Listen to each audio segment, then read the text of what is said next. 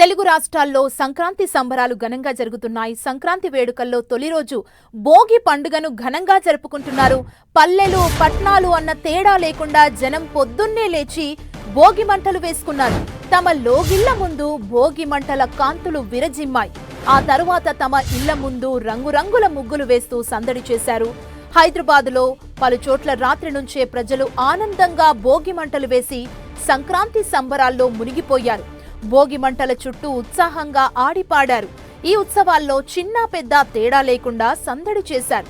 దక్షిణాయనానికి ధనుర్మాసానికి చివరి రోజు భోగి. ఇళ్లలోకి భోగ భాగ్యాలను ఆహ్వానించే రోజుది.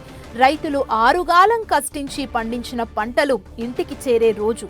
రైతులతో పాటు అందరి ముఖాల్లో నవ్వులు పూసే రోజు. భోగి అంటే తొలినాడు అని ఒక అర్థం ఉంది.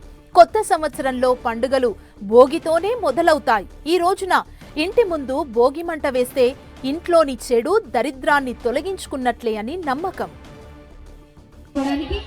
ప్రజానాట్య మండలి